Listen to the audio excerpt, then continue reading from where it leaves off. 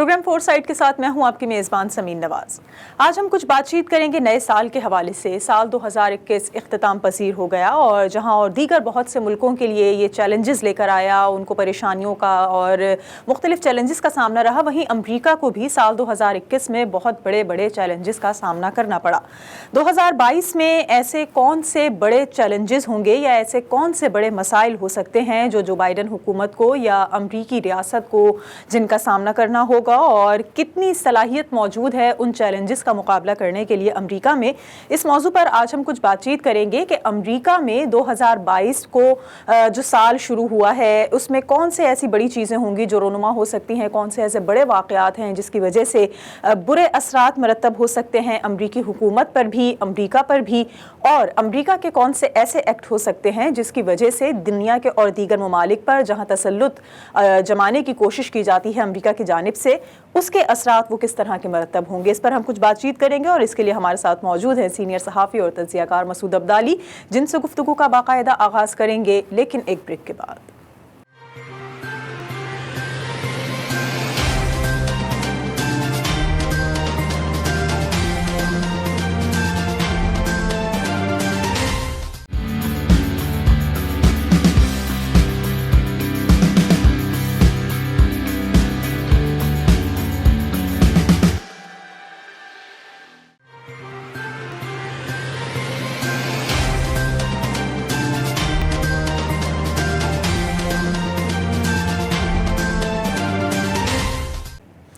Welcome back ناظرین، programme four site میں ایک بار پھر آپ کو خوش آمدید کہیں گے۔ سینئر صحافی اور تجزیہ کار مسعود عبدالی ہمیں جوائن کر چکے ہیں ٹیکساس سے۔ بہت شکریہ سر، آپ نے وقت دیا پروگرام کے لیے۔ جس طرح سے ہم نے بات کی کہ آج ہم بات کریں گے کچھ نئے سال کے حوالے سے اور ان باتوں کا ذکر کریں گے جو گزشتہ سال میں جن واقعات کا سامنا رہا امریکہ کو، اور کتنا سبق سیکھا ماضی کے ان واقعات سے اور ان تمام تر چیزوں سے 2022 کے لیے امریکی حکومت اور امریکہ کے حکمرانوں نے۔ اب 2022 کا آغاز ہو چکا ہے، تو رواں برس ایسے کون سے بڑے چیلنجز ہیں جن کا امریکہ کو سامنا کرنا ہوگا؟ شکریہ سمین۔ سب سے پہلے تو آپ کے ناظرین اور سامعین کو نیا سال مبارک۔ اللہ کرے یہ سال ہمارے لیے خوشی اور خوشحالی کا پیغمبر ثابت ہو۔ دیکھیں، دنیا کے جو ممالک جتنے بھی ہیں، خالی امریکہ نہیں، بلکہ تمام ممالک کو خاص یہی کہ چیلنج ہوتے ہیں ہر سال اور ہر وقت اور ہر لمحے۔ بنیادی طور پر 3-4 آپ حصوں میں سے تقسیم کر سکتے ہیں۔ ایک تو یہ کہ حکمرانوں کے اپنے ذاتی چیلنج ہوتے ہیں، اس لیے کہ دوام اقتدار کا مسئلہ ہوتا ہے کہ کس طرح حکومت برقرار رکھی جائے، عوام کو کیسے خوش رکھا جائے، انتخابات کا سامنا کیسے کیا جائے، جیسے کہ جمہوری ممالک میں ہر 3-4 سال کے بعد انتخابات بھی ہوتے ہیں۔ تو ایک تو یہ مسئلہ ہوتا ہے سیاسی، جسے ہم کہتے ہیں جماعتی مسائل، یعنی جو سیاسی جماعتوں کے مسائل ہوتے ہیں۔ ظاہر ہے کہ ہر جو حکمراں ہے وہ کسی سیاسی جماعت سے کوئی تعلق ہے، چاہے وہ آزاد ہی کیوں نہ ہو، تو اس کا ایک اپنا ایک ذاتی یعنی ایک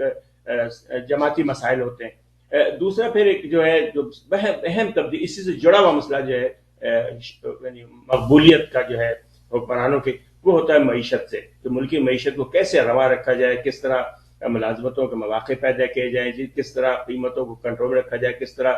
افراط زر کو قابو میں رکھا جائے تاکہ خوشی و خوشحالی کا دور جاری رہے۔ اور جب لوگ خوش و خوشحال ہوتے ہیں تو پھر اسی سیاسی جماعت کا ساتھ دیتے ہیں۔ نظریاتی ووٹر ہوتے ہیں، لیکن دنیا بھر میں نظریاتی ووٹر کی تعداد بڑی کم ہوتی ہے۔ زیادہ تر جو رائے دہندگان ہیں وہ اپنے ذاتی مسائل کو، ان کے لیے سب سے اہم چیز ووٹر کے لیے یہ ہے کہ اس کے لیے روزگار کے مواقع ہوں، اس کے لیے اشیاء خوردنی آسان یعنی کم قیمت پر دستیاب ہو، امن و امان ہو اور وہ آسانی سے سفر کر سکتا ہو۔ تو یہ سب چیزیں، یہ امن و امان کا مسئلہ، معیشت اور روزگار، یہ دراصل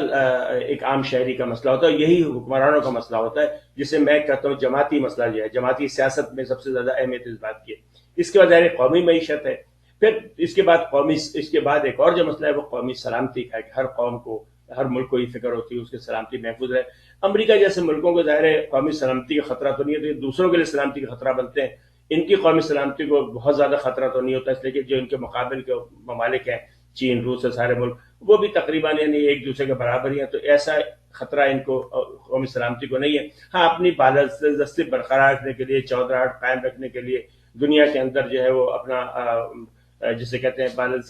بالادستی رکھنے کے لیے ایک کوشش ہوتی ہے۔ اور چوتھا جو مسئلہ ہے وہ غیر معمولی کو واقعہ نہ پیش آئے، جیسے اس دفعہ یعنی کوئی وبا ہو سکتی ہے، پھر ایک اور نئی چیز ہے، یعنی اس کے علاوہ ایک دہشت گرد حملہ ہو سکتا ہے جیسے 9/11 کو ہوا، یا اس کے علاوہ آج کل کے دور میں ایک نیا جو بہت بڑا خطرہ درپیش ہے وہ دہشت گردی سے بڑا، وہ ہے سائبر اٹیک۔ تو یہ 3-4 چیلنجز ہیں جو مطلب 21 میں بھی تھے، اور میرا خیال ہے کہ 22 میں بھی یہی مسائل رہیں گے۔ تو اگر ان کو ہم اس کا جائزہ لیں اگر مرحلہ یعنی ایک ایک عنوان کا، تو دیکھیں جو اس وقت جو سب سے بڑا مسئلہ جو خطرہ یا جسے کہتے ہیں چیلنج درپیش ہے صدر بائیڈن کو اور امریکی حکومت کو، وہ یہ ہے کہ یہ انتخاب کا سال ہے۔ اس سال جو ہے وسط مدتی انتخابات ہوں گے امریکہ میں۔ آپ کو پتہ ہے کہ جو ایوان نمائندگان ہے جسے آپ قومی اسمبلی سمجھے، اس کی مدت 2 سال ہے اور سینٹ کی مدت 6 سال ہے۔ تو اس سال جو ہے نومبر کے 8 نومبر کو جو ہے انتخابات ہونے ہیں، جس میں ایوان نمائندگان کی کل جو 435 نشستیں اس پر ہوگا، اور تقریباً 34 نشستیں جو ہیں سینٹ کی 1/3 کے قریب، ہر جو کوئی 6 سال کی ہوتی ہے مدت، تو عام طور سے اس طرح اس کو پلان کیا گیا کہ ہر 2 سال پہ 1/3 نشستیں خالی ہو جائیں، تو 34 نشستوں پر سینٹ کے انتخابات ہونے ہیں۔ اب دیکھیں اس وقت جو مسئلہ ہے وہ یہ کہ سینٹ میں صدر کی جو پارٹی ہے ڈیموکریٹک پارٹی اور حزب اختلاف ریپبلکن دونوں بالکل برابر ہیں، 50-50 سینیٹر دونوں کے، 100 رکنی سینٹ ہے جس میں 50 سے دونوں پارٹیاں برابر ہیں۔ امریکی آئین کے تحت چونکہ نائب صدر جو ہیں محترمہ ہیرس صاحبہ وہ سینٹ کی چیئرمین ہے، تو ان کو اپنا جسے کہتے ہیں فیصلہ کن ووٹ دینے، ٹائی بریکنگ ووٹ جسے کہتے ہیں، وہ دینے کا اختیار حاصل ہے، اس لیے ان کا کام چل جاتا ہے۔ تو عملاً جو ہے سینٹ 51 اور 50 سے ہے۔ لیکن ایک اور مسئلہ یہ ہے کہ ان کی 2 سینیٹر جو مینشن ہیں ویسٹ ورجینیا کی اور محترمہ سینما ہے ایریزونا کی، یہ ان کی جو وفاداریاں کنزرویٹو لوگوں کے ساتھ ہیں، قدامت کے ساتھ ہیں، اس لیے یہ صدر بائیڈن کا جو ترقی پسندانہ منشور ہے اس کا ساتھ ہی دیتے ہیں، نتیجے طور پہ کوئی قانون سازی نہیں ہو پا رہی۔ اس کا میں ذکر آگے کروں گا۔ اچھا، اب تو اس وقت جو مسئلہ ہے کہ وہ یہ کہ سینٹ میں تو جیسے میں نے کہا دونوں برابر ہیں، ایوان میں بھی، ایوان نمائندگان یعنی قومی اسمبلی میں بھی، یعنی 435 کے ایوان میں واضح اکثریت کے لیے 221 نشستیں درکار ہیں، اور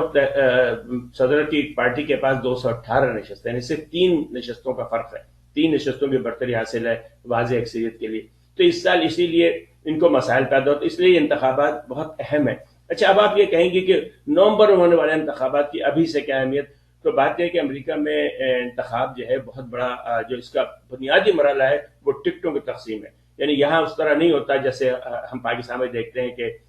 رائے ونڈ سے اور بنی گالا سے اور بلاول ہاؤس سے اور منصورہ سے جو ہے تقسیم ہو جائیں ٹکٹ۔ یہاں یہ ہوتا ہے کہ ان کو یعنی میں یہ نہیں کہتا وہاں پہ پاکستان میں قابلیت کی بنیاد پہ ٹکٹ تقسیم نہیں ہوتا، لیکن وہاں بڑی حد تک پارٹی کے سربراہ سے وفاداری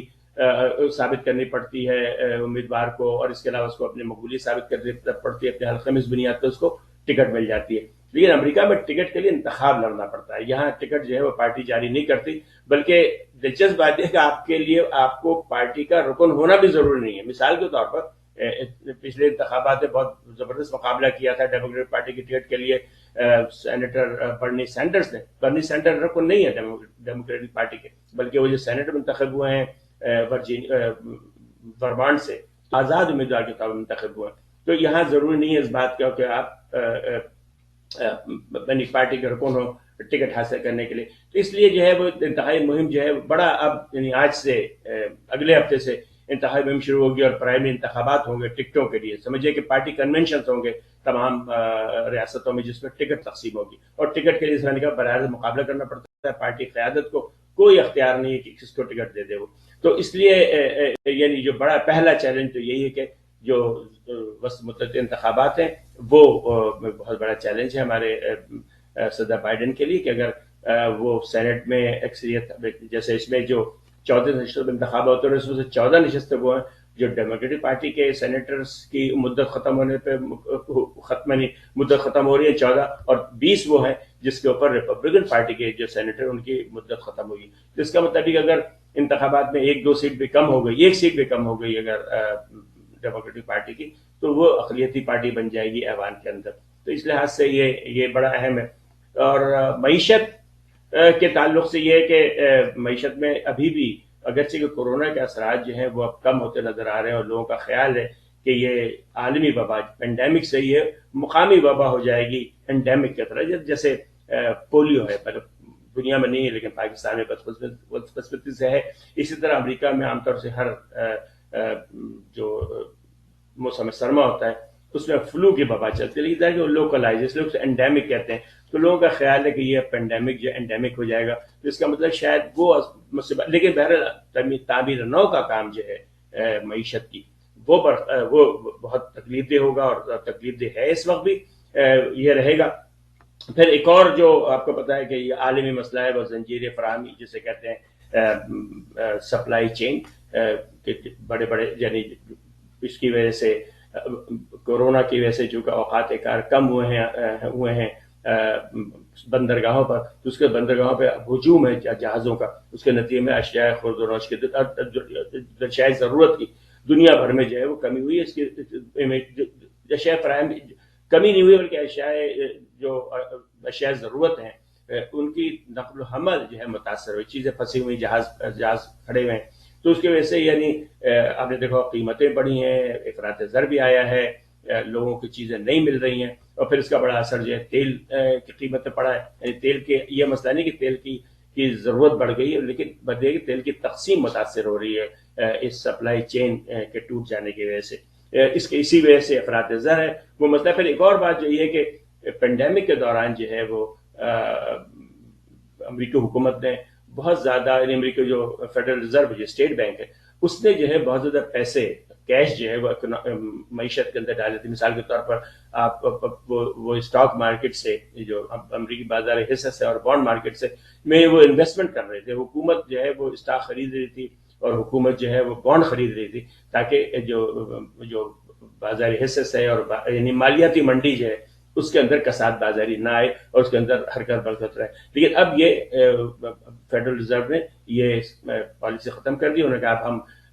پیسے اب ہم انویسٹمنٹ نہیں کریں گے، اب ہم نہ بانڈ خریدیں گے نہ اسٹاک خریدیں گے. اسی طرح جو برقرار رکھنے کے لیے جو پہلے اسٹیمولس پیکج دیے گئے تھے لوگوں کو، وہ سلسلہ بھی اب ختم ہو رہا ہے. بے روزگاری الاؤنس جو خصوصی دیے گئے تھے وہ سلسلہ بھی ختم ہو رہا ہے. تو اس لیے یعنی اس کی وجہ سے ایک اور مسئلہ جو ہوگا وہ یہ کہ افراط زر بھی بڑھے گا اور مہنگائی بھی بڑھے گی، اور اس کی وجہ سے ممکن ہے کچھ تھوڑا سا جسے کہتے ہیں کساد بازاری آئے معیشت میں.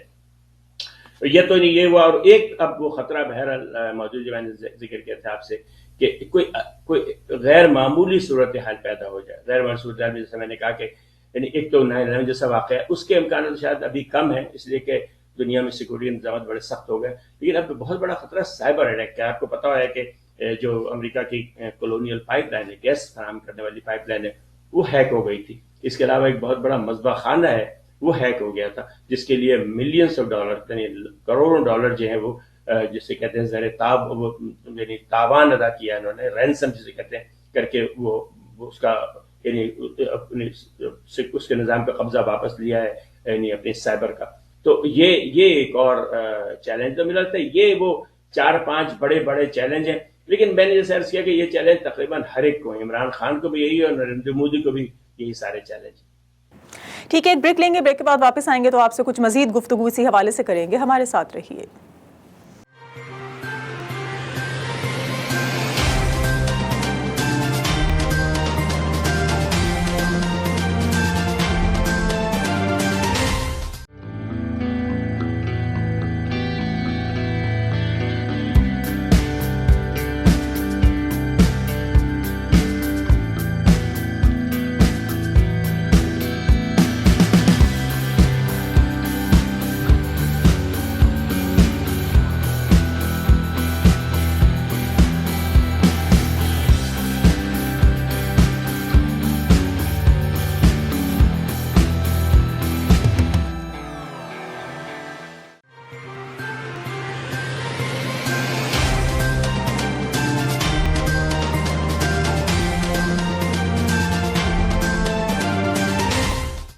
वेलकम बैक नाज़रीन, प्रोग्राम फोरसाइट में एक बार फिर आपको खुशामदीद कहेंगे। गुज़िश्ता साल इख्तिताम पजीर हुआ, रवां बरस आगाज़ हो चुका है 2022 का। किस तरह का साबित होगा ये साल और दीगर तमाम तर ममालिक के साथ साथ अमरीका के लिए भी, और अमरीका को किन बड़े चैलेंजेस और मसाइल का सामना हो सकता है। जिस तरह मसूद साहब आपने कहा कि जी इस वक्त जो वस्त मुद्दती इंतखाबात का सिलसिला नवंबर में होने जाएगा, उसमें जो है वो ख़ास कठिन मराहिल का सामना करना पड़ सकता है जो बाइडन को। लेकिन जिस तरह से हमने देखा कि एक ऐसा पॉइंट जो बाइडन के लिए नफ़ी का तासुर पेश करता हुआ नज़र आ रहा है, वो है अफगानिस्तान से अफवाज की वापसी। गो कि ये कोई नई बात नहीं, बहुत पहले से ये तमाम तर प्रोसेस जो है वो तयशुदा था कि किस तरह से अफवाज का इनखला किया जाएगा अफगान सरजमीन से। लेकिन क्या आप समझते हैं कि जिस तरह अब तक अमरीका इंसानी बहरान से निमटने के लिए सबसे बड़ा मुल्क हमें नज़र आ रहा है, अफगानिस्तान की मदद करने के लिए, इंसानी बुनियादों पर इसको कंट्रोल करने के लिए जिस तरह के माशी मसाइल का अफगानों को सामना है, तो अब तक इस मद में तकरीबन $50 लाख का ताउन भी किया जा चुका है। लेकिन क्या आपको लगता है कि जो असल मसला है जिससे इंसानी बहरान का, वहाँ पर माशी मसाइल का ख़ात्मा मुमकिन है, वो अफगानिस्तान के मुंजमद असासों की बहाली है? क्या आपको लगता है कि रवां बरस अमरीका में ऐसा कोई नई चीज़ होने जाएगी या अमरीकी कोई इस नए काम पर जो है अमल दरामद करते हुए नजर आएंगे कि जो इसकी माशी सूरत हाल है उसको बेहतर करने के लिए इसके मुंजमद असासों को बहाल करने की कोई कोशिश की जाए? देखिए, बिल्कुल आपने दुरुस्त फरमाया। दुनिया में यानी घर का हम लोग घर भी चलाते हैं, आप भी घर का किचन चला रही होंगी। खैरात और ज़कात के बुनियाद पे ना घर चल सकते हैं ना मुल्क चल सकते हैं। इस वक्त जो अफगानिस्तान की मदद कर रहे हैं लोग, बड़ी मेहरबानी फरमा रहे हैं उनके ऊपर, 50 लाख डॉलर अमेरिका ने दे दिए। ये इस तरह से मुल्क नहीं चलते। इमदाद के बुनियाद पर मुल्क चलते हैं बैंकिंग निज़ाम के ऊपर, जो अपनी मईशत अपने हाथ में हो, जो वो टैक्स लगा सकें, वो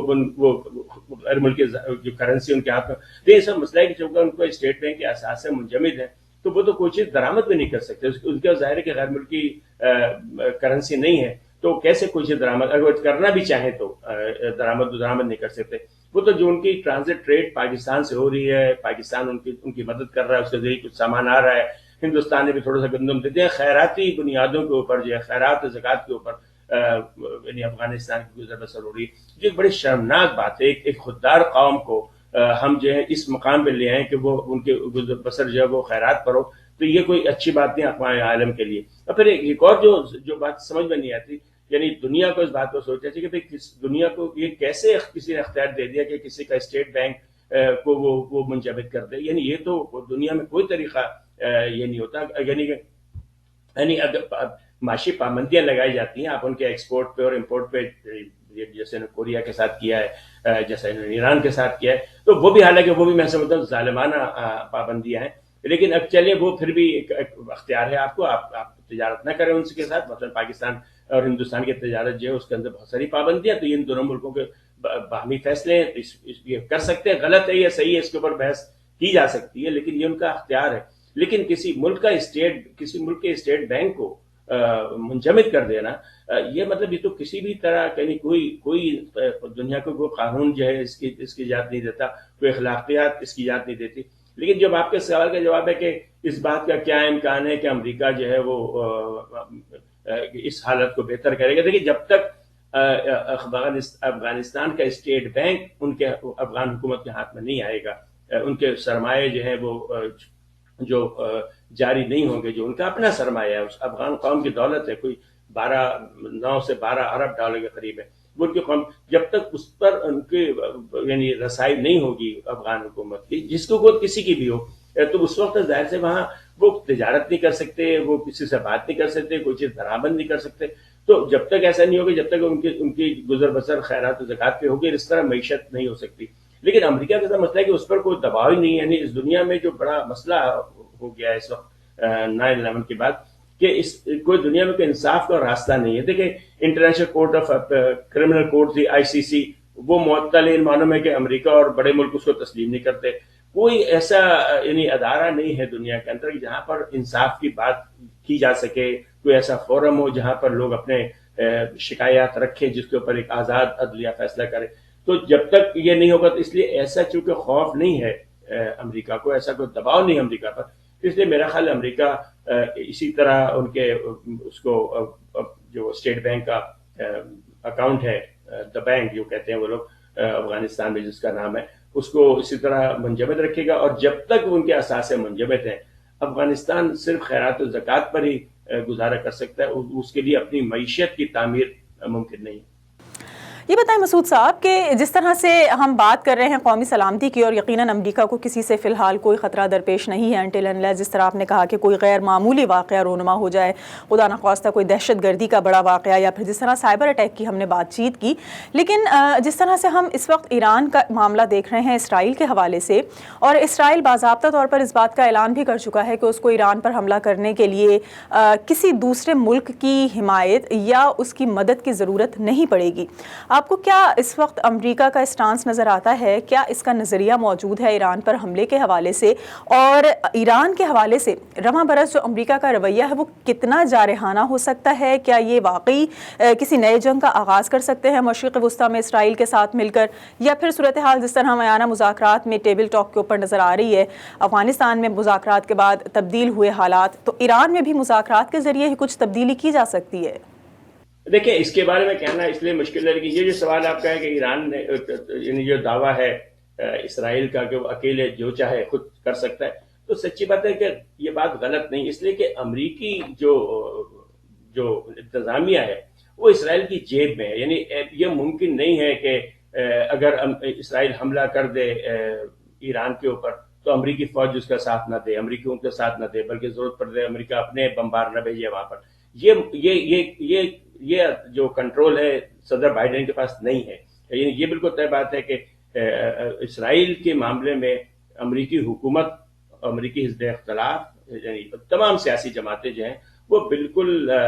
لاچار و بے بس ہیں، ان کو وہی کرنا پڑتا ہے جو اسرائیلی حکومت چاہتی ہے، جو اسرائیل کی لابی یہاں پر کراتی ہے۔ تو اس لیے یہ بات تو بالکل درست ہے اسرائیل کی کہ وہ خود جو چاہے کر سکتا ہے، اور جب وہ حملہ کرے گا تو امریکی فوج چاہے نہ چاہے، یعنی امریکی صدر صاحب چاہیں یا نہ چاہیں، ان کو امریکی فوج ان کی اگر ضرورت پڑنے پر ان کو امریکی فوج، امریکی وسائل، فوجی وسائل اور امریکی اثاثے، عسکری اثاثے جو ہے وہ بھیجنے پڑیں گے پشت پناہی پر اسرائیل کے۔ یہ تو بالکل بات طے ہے کہ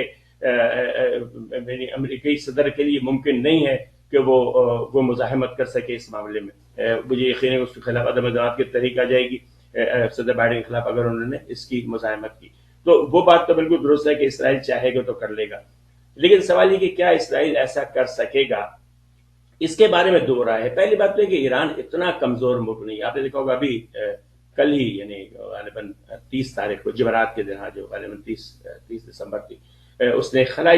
خلائی مشن بھی بھیجا ہے جس میں 3 آلات بھیجے ہیں، جو بعض لوگوں کا خیال ہے کہ وہ دراصل بیلسٹک میزائل تھے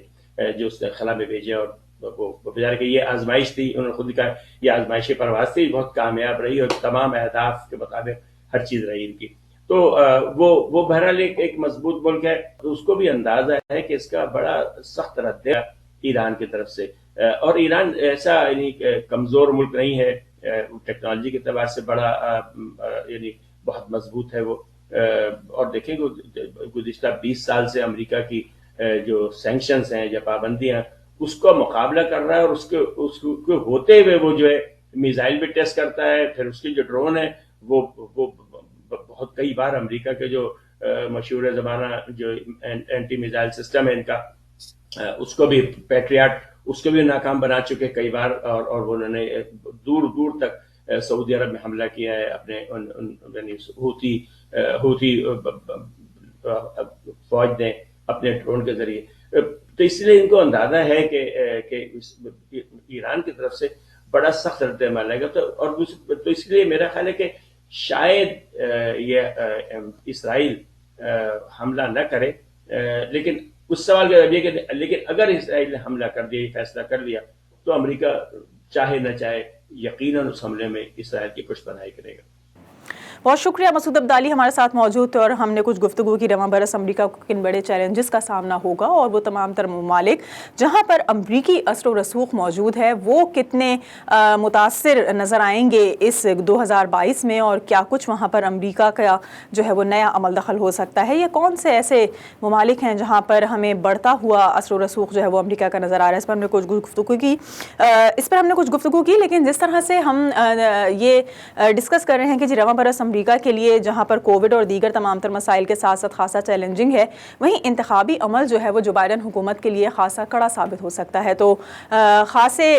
جو خیالات کا اظہار کیا مسعود عبدالی صاحب نے، امکانات اس بات کے ہیں کہ جو بائیڈن کے لیے رواں برس تھوڑا سا گزشتہ برس کے مقابلے میں مشکل ثابت ہوگا، لیکن ہوگا کیا یہ تو یقیناً آنے والے وقت میں پتہ چل سکے گا۔ آج کے اس پروگرام کے لیے اتنا ہی، اگلے ہفتے ایک اور موضوع کے ساتھ حاضر ہوں گے۔ پروگرام ٹیم کے ساتھ سمین نواز کو اجازت دیجیے، اللہ نگہبان۔